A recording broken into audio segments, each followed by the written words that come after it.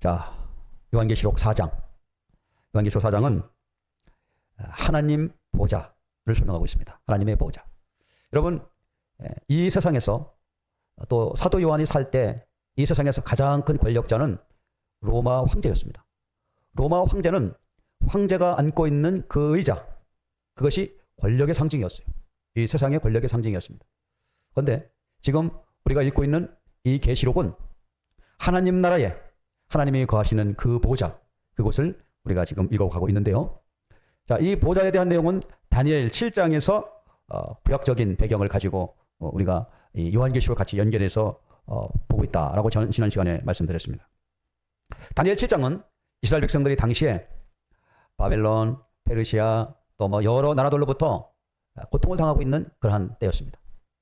그때에 하나님께서 다니엘 7장의 말씀을 통해서 이스라엘 민족의 회복을 약속해 주시고 또 이스라엘 백성들에게 위로와 소망을 주기 위한 말씀이었어요.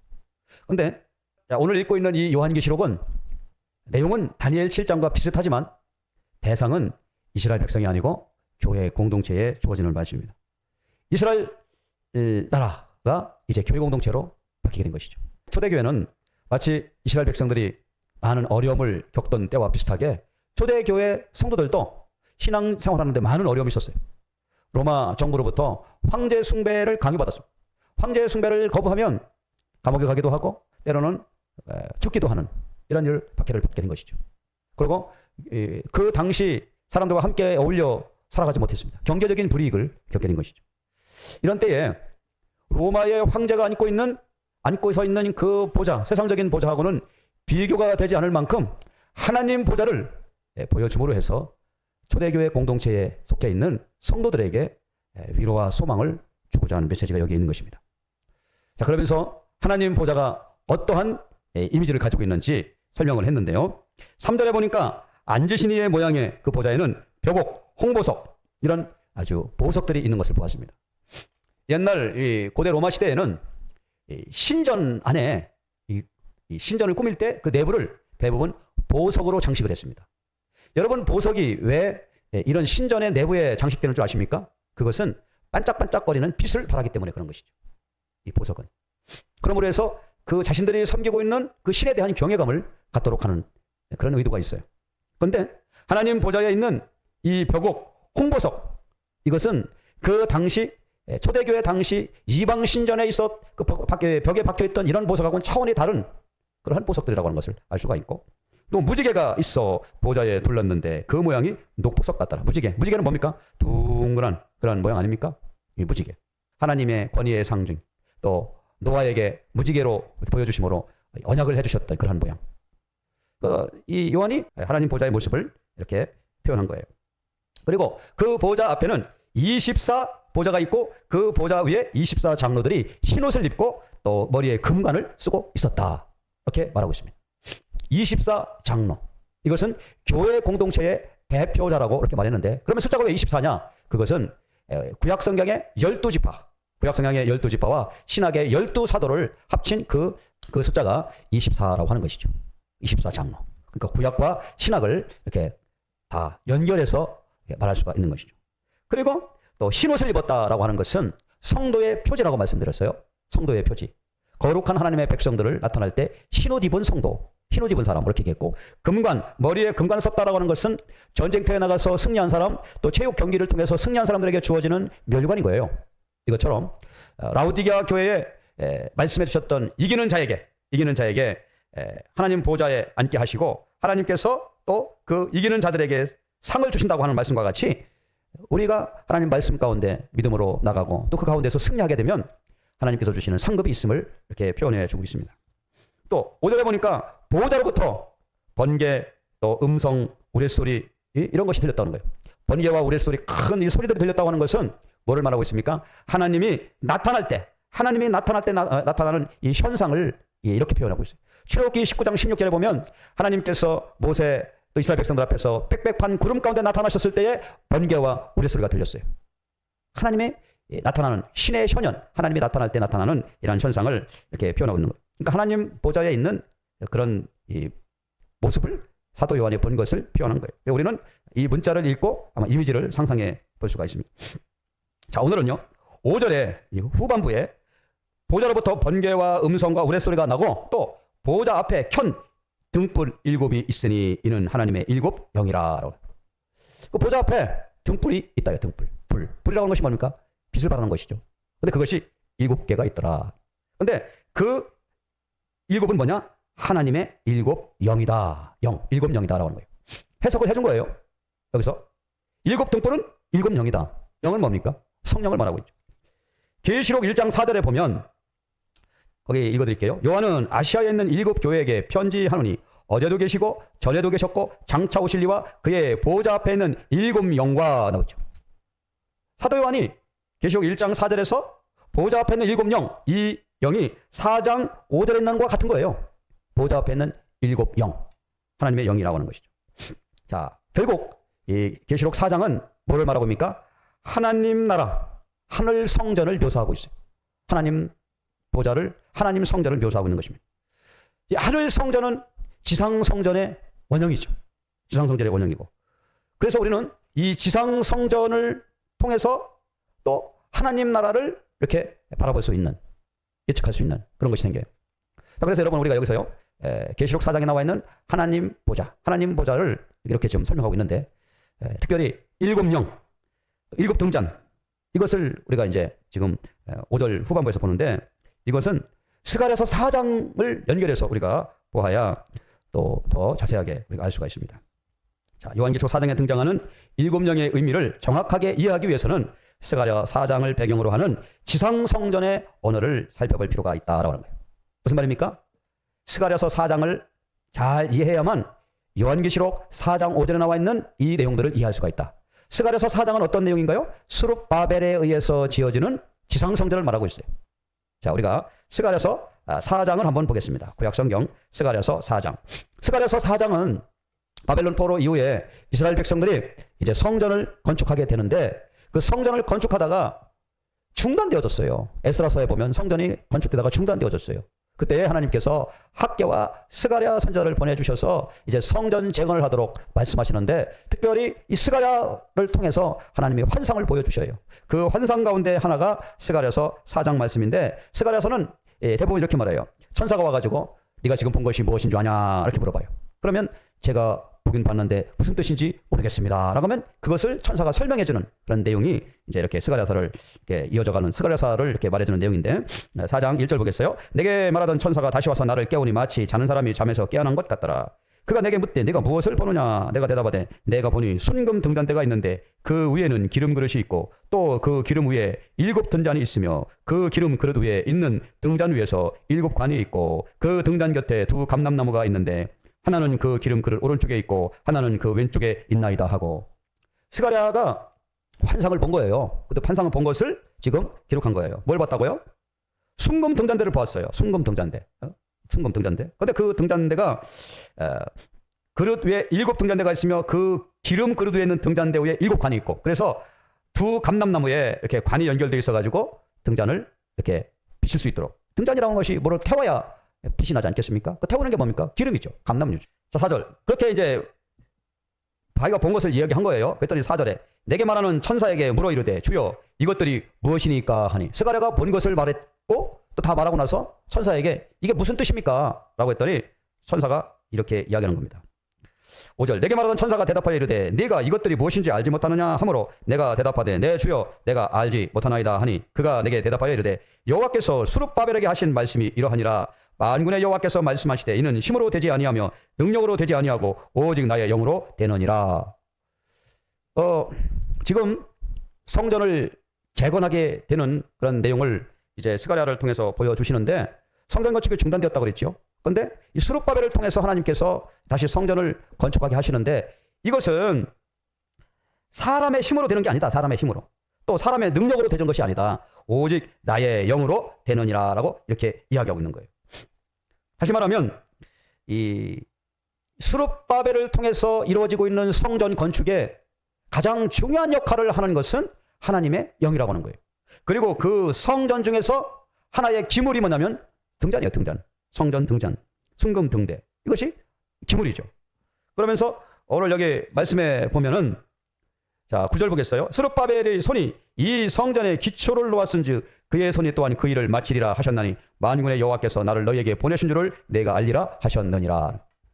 지금 요한계시록 4장 5절에 나와 있는 하나님 보좌에 있는 그 일곱 영, 일곱 등잔, 이것을 보여줬는데, 이것은 스가랴서 4장의 구약적인 배경을 가지고 지상 성전의 언어를 통해서 하나님 보좌를 봐야 된다고 말씀드렸어요. 봐야 된다고 말씀드렸어요.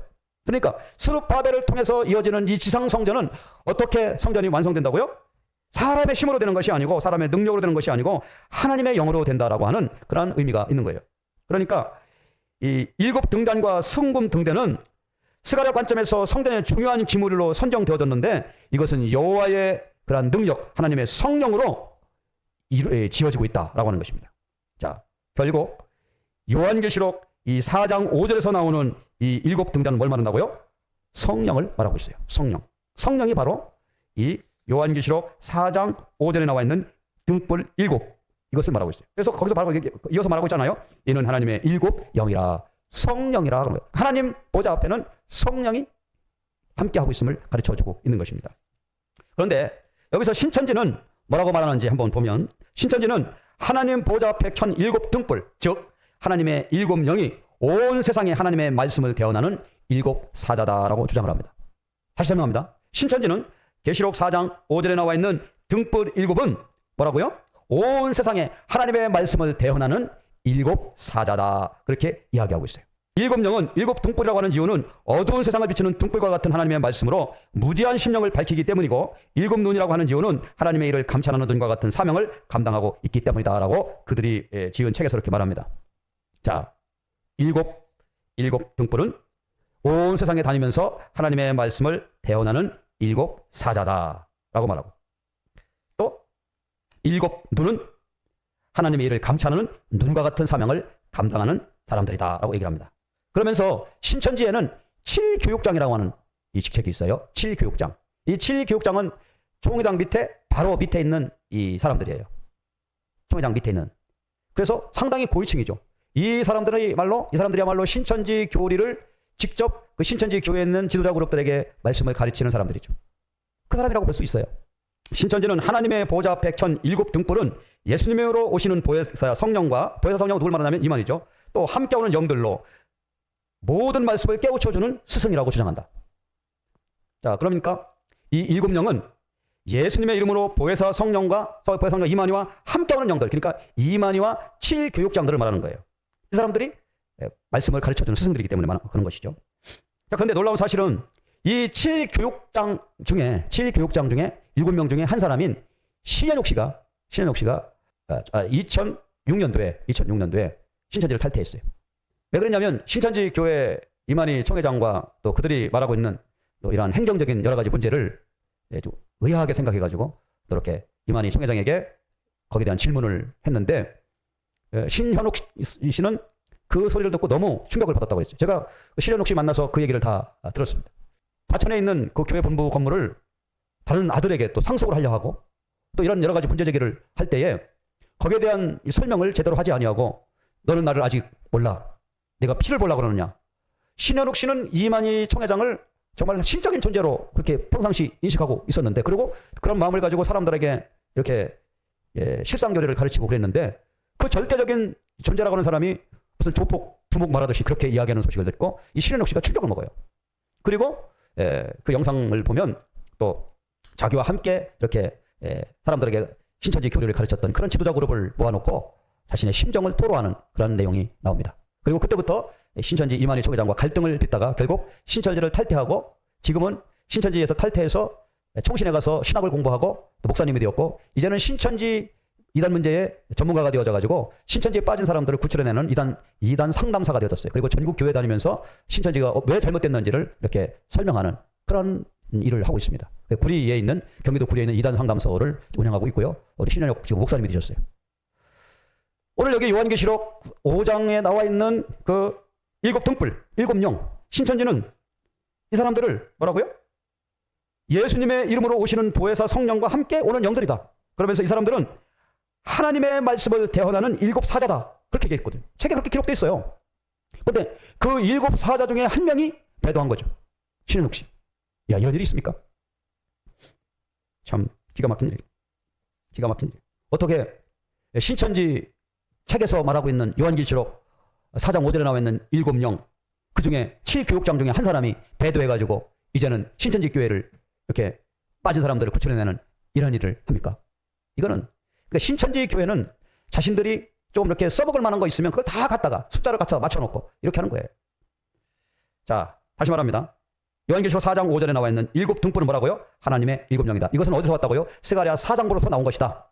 그래서 지상성전에 있는 이 스룹바벨을 통해서 지어지고 있는 지상성전의 이 성전 기물이 하나님 보좌에 있는 이러한 7영, 7 등대, 등불, 이것들을 이렇게 연결되어져서 봐야 된다라고 하는 것입니다. 7영은 뭐예요? 성령인 것이죠. 성령.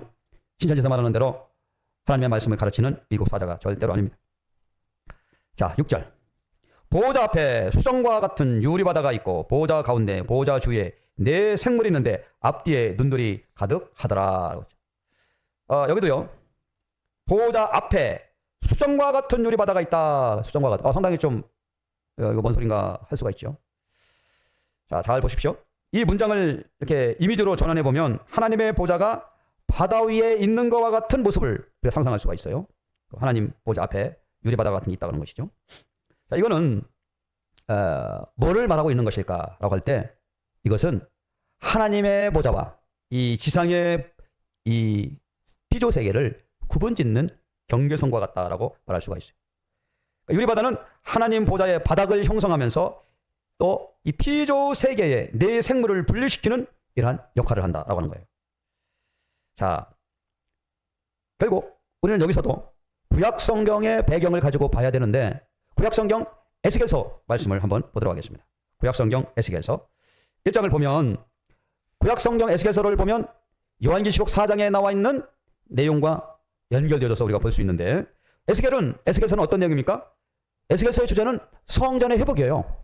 바벨론 포로에 잡혀가 있던 이스라엘 백성들이 언제쯤이면 우리가 다시 예루살렘으로 돌아가고 무너졌던 성전이 다시 재건될 수 있을까라고 하는 질문을 에스겔에게 계속하는 거예요. 그러면 에스겔이 뭐라고 대답을 해야 될 거 아닙니까? 선지자로서. 다니엘은 그 당시 왕궁 안에서 있는 활동을 하지만 에스겔은 평신도 사역자로서 일반 이스라엘 백성들을 주로 만나서 이렇게 대화하는 그런 사역을 하게 됐는데 그런 이 백성들의 질문과 궁금증을 대답을 해야 되는데 그 대답할 것을 하나님께서 에스겔을 통해서 말씀해 주시는 거예요. 자, 근데 그 에스겔이 이제 환상을 보는 것입니다. 자, 보겠습니다. 거기 에스겔 1장 뭐 다 보면은 오래 걸리니까 4절부터 보겠어요. 1장 4절. 내가 보니 북쪽에서부터 폭풍과 큰 구름이 오는데 그 속에 불이 번쩍번쩍하여 빛이 그 사방에 비치며 그 불 가운데 단새 같은 것이 나타나 보이고 그 속에서 네 생물의 형상이 나타나는데 그들의 모양이 이러하니 그들에게 사람의 형상이 있더라. 그들에게 각각 네 얼굴과 네 날개가 또 있고 그들의 다리는 곧은 다리요 그들의 바닥은 송아지 발바닥 같고 광면 구리같이 빛나며 그 사방 날개 밑에는 각각 사람의 손이 있더라. 그 네 생물은 얼굴과 날개가 이러하니 날개는 다 서로 연하였으며 갈 때에는 돌이키지 아니하고 일제히 앞으로 곧게 행하며 그 얼굴들의 모양은 넷의 앞은 사람의 얼굴이요 넷의 오른쪽은 사자의 얼굴이요 넷의 왼쪽은 소의 얼굴이요 넷의 뒤는 독수리 얼굴이니. 계속 이런 그 자신이 본 것을 설명하고 있는 거예요. 7절부터 나오잖아요. 그 첫째 생물은 사자 같고 둘째 생물은 송아지 같고 넷째 생물은 얼굴 사람 같고 셋째 생물은 얼굴이 사람 같고 넷째 생물은 날아가는 독수리 같고. 이거 비슷해요. 에스겔 1장에 나와 있는 말씀과 지금 요한계시록 4장에 나와 있는 말씀이 비슷해요. 결국 서로 연결되어져 있는 그런 요한계시록 4장이 에스겔서 1장의 구약적 배경을 가지고 있다라고 하는 것을 보여주고 있어요. 그러면 우리는 여기서 에스겔을 통하여서 보여주신 하나님의 지상성전과 요한에게 보여주신 하나님의 천상의 하나님 보좌의 성전이 어떻게 연결되어지고 있는지를 우리가 볼 수 있는 거예요. 유리바다, 수정 같은 유리바다라고 하는 것은 하나님의 천상의 성전과 이 땅에 있는 지상의 성전을 이렇게 분리시켜주는 그러한 경계선이다라고 우리가 말할 수가 있습니다. 경계선이다. 자, 이것은요, 성막 안에 보면 이 물두멍이 있어요. 물두멍이라고 하는 것은 제사장들이 성전에 들어가면서 이렇게 손을 씻고 할 수 있는 그곳이 그런 용도로 쓴 것이 이 물두멍입니다. 이 얘기는 무슨 얘기입니까? 성막 안과 성막 바깥을 구분하는 거예요. 성막 바깥에서는 그래도 이렇게 뭐 자유스럽게 다니지만 성막 안으로 들어올 때는 성소 안에 설치되어 있는 그 물두멍에서 손과 발을 깨끗하게 씻는다고 하는 거예요. 이것은 뭐를 말하고 있습니까? 일종의 제의적인 경계선인 거예요. 교회에 들어올 때도 교회 밖에서는 뭐 그냥 별로 그렇게 구분하지 않지만 그래도 교회에 들어와서 예배드린다고 할 때는 온 매무새도 이렇게 잘 이렇게 정리하고 마음도 정리하고 머리도 좀 살짝 이렇게 좀 단정하게 하고 하는 것처럼 구분을 짓는다는 거예요. 구분. 요한계시록 4장에 나와 있는 수정 같은 유리 바다라고 하는 것은 바로 그런 의미입니다. 천상의 하나님 하늘 보좌와 피조 세계가 서로 경계선을 주어지는 그런 의미의 상징을 설명하고 있는 거예요. 그러니까 거룩하신 하나님의 것과 나머지 피조 세계를 구분하는 경계선이다라고 이렇게 말하는 것입니다. 이렇게 보는 것이 맞아요. 에스겔 말씀을 통해서 요한계시록을 서로 연결해서 볼 때 그렇다는 말입니다. 그런데 신천지는 뭐라고 말하느냐? 이 유리 바다는 구약 성경의 물두멍과 같은 기능을 하는 것처럼 유리 바다의 실상은 우리의 속 사람을 씻어주는 하나님의 말씀이다라고 이렇게 얘기해요. 다시 말하면 유리 바다는 이 솔로몬 시대는 열왕기에서 보면은 놋바다라고 했다. 놋바다. 그래가지고 이 놋으로 큰 이 대야 같은 걸 만들어가지고 거기다 물을 담아가지고 이렇게 물두멍 역할을 한 거거든요. 놋바다. 그거를 이제 설명하면서 성전 안에 들어갈 때 사람들이 다 씻는 것처럼 이 유리바다는 하나님의 말씀인데 이 말씀으로 이 속 사람을 씻어내야 되는 것이다. 속 사람을 뭐로 씻느냐? 말씀으로 씻어야 되지 않느냐? 그러면 그 말씀은 뭐냐라고 할 때에 그건 곧 이만희 선생이 말하는 실상교리다 이렇게 얘기하는 거예요. 그 모든 그 신천지 사람들은 아주 그런 쪽으로는 상당히 발달된 이거 뭐 하나 가지면 자기들 교리에 연결시켜지는 그런 것을 이렇게 변형시키는 데는 아주 천재적인 그런 머리를 가지고 있는 것 같아요. 어떻게 그렇게 생각합니까? 유리바다, 놋바다와 같이 유리바다라고 하는 것은 솔로몬 시대의 놋바다와 같은 것이고 물두멍과 같은 것인데 거기는 제사장들이 들어가기 전에 손발을 깨끗이 씻는 것처럼 이것은 오늘날로 말하면 하나님의 말씀인 것이다. 하나님의 말씀이 사람의 속사람을 씻어주는 것과 같이 결국 이 신천지에서 말하는 실상교리가 유리바다다 이렇게 이야기한다고 하는 것입니다. 자, 일곱 등불 신천지에서는 뭐라고요? 하나님의 말씀을 대언하는 일곱 사자다. 치교육장이다. 이렇게 얘기한다는 거죠. 자, 우리가 원래 요한계시록에 나와 있는 이 일곱 등불은 뭐라고요? 성령이에요. 스가랴 4장을 읽으면서 같이 연결해야 되고 또 유리바다는 에스겔서 1장을 읽으면서 같이 연결해서 이렇게 읽어야 되겠습니다. 자, 좀 복잡하게 이렇게 설명을 했는데 다시 정리하면 5절 요한계시록 4장 5절 하나님 보좌 앞에는 하나님이 나타나는 현상인 번개, 음성, 우레소리가 막 나는 거예요. 그 앞에는 뭐가 있다고요? 일곱 등불이 있어요. 그 일곱 등불은 뭐라고요? 하나님의 일곱 영이라고 그런 거예요. 여기서 직접 해석하고 있는 거예요. 일곱 영은 뭐라고요? 성령인 것입니다. 하나님의 영. 그리고 또 보좌 앞에는 수정과 같이 수정이라는 것은 아주 투명하다는 거잖아요. 그와 같은 유리바다가 있다는 거예요. 유리바다. 근데 그 보좌 가운데와 보좌 주위에는 네 생물이 있는데 그 네 생물은 7절부터 쭉 나와요. 근데 이 배경은 어디서 가지고 왔다고요? 에스겔서 1장에서 가지고 왔다라는 거예요. 에스겔서 1장을 같이 연결해서 봐야 된다는 거예요. 그리고 이건 뭐라고요? 유리바다는 하나님 보좌 성전과 지상 성전을 경계를 짓는 그 경계선이다라고 말할 수 있다라고 하는 거예요. 그 경계선의 역할을 하는 것이다. 거룩하신 하나님과 피조물 세계를 구분하는 경계선 역할을 하는 것이 유리바다다라고 하는 것이에요. 신천지 실상교리가 아니고. 이 정도 설명하면 여러분들이 이해를 하셨을 것이라고 봅니다. 자, 그래서 이 에스겔서 1장에 나와 있는 이 불 번쩍번쩍하고 막 얼굴이 날개가 있고 또 날개를 막 흔들면서 이제 얘기하는 거거든요. 10장에 가보면 에스겔서 10장에 가보면 그 내용이 나와요. 10장 보겠습니다. 이에 내가 보니 그룹들 머리 위에 궁창에 남보석 같은 것이 나타나는데 그들 위에 보호자 형상이 있는 것 같더라. 그룹이 케루빔이죠. 케루빔 천사들. 하나님이 가는 배의 옷을 입은 사람에게 말씀하여 이르되 너는 구름 밑에 있는 바위수로 들어가 그 속에 숯불을 두 손에 가득히 움켜 가지고 성읍에 흩어라 하시매 그가 내 목전에 들어가니라 라고 하면서 거기서 하나님 보좌 앞에서 이 천사들이 하나님 앞에 예배하고 찬양하고 거룩하다라고 이렇게 하고 있는 그러한 모습을 하나님 보좌에 있는 그러한 현상과 모습을 에스겔이 본 거예요. 그것을 이제 우리가 에스겔서와 요한계시록 4장과 요한계시록 4장도 하늘 보좌에 대한 내용이니까 그것을 같이 연결해서 봐야 된다. 그리고 일곱 등잔 이것은 스가랴서 4장과 같이 연결해서 봐야 된다라고 하는 것이고 또 다니엘서 7장에 나와 있는 하나님 보좌 하나님 보좌에 대한 것도 다니엘 7장을 같이 연결해서 봐야 된다. 그러니까 요한계시록을 잘 읽고 이해하려면 구약적인 배경을 가지고 있어야 된다고 하는 것이죠. 왜? 요한계시록 4장부터는 문자적으로 보는 것이 아니고 하나님의 상징적인 언어들로 이루어져 있기 때문에 그 구약적인 배경과 같이 연결해서 읽고 또 성전의 내용과 또 이 지상 성전의 언어와 하나님 나라의 이 내용들을 이렇게 연결하면서 이해할 때 제대로 이 계시록의 내용을 이해할 수 있다. 그런 내용이에요. 자, 우리는 이 계시록의 말씀을 한 장 한 장 읽어가면서 좀 때로는 좀 낯설고 생소한 그런 부분이 있지만 이렇게 좀 구약 성경의 배경도 읽어보고 이렇게 여러 번 반복하면서 이게 무슨 뜻이라고 하는 것을 알 수가 있습니다.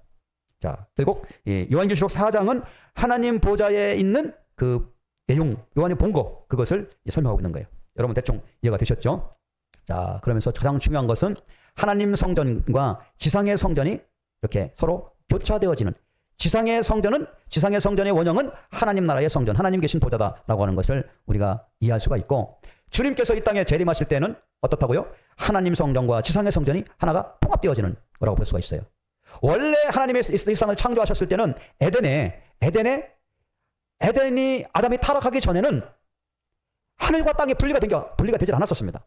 하나였어, 하나. 그래서 하나님이 에덴에 거니시기도 하고 아담이 하나님과 함께 대화도 하고 이렇게 했던 것이죠. 그런데 결국 아담이 하나님 앞에 죄를 지음으로 더 이상 하나님은 이 지상에 거하지 아니하시고 하늘 보좌로 하늘로 가신 거예요. 그래서 지상과 이 천상이 경계가 생긴 겁니다. 경계. 그 경계가 뭐라고요? 유리바다라고 말할 수가 있는 것이죠.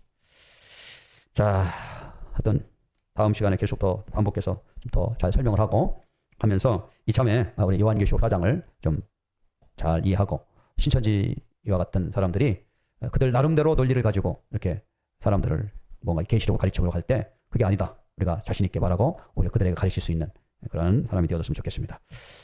자, 기도하겠습니다. 하나님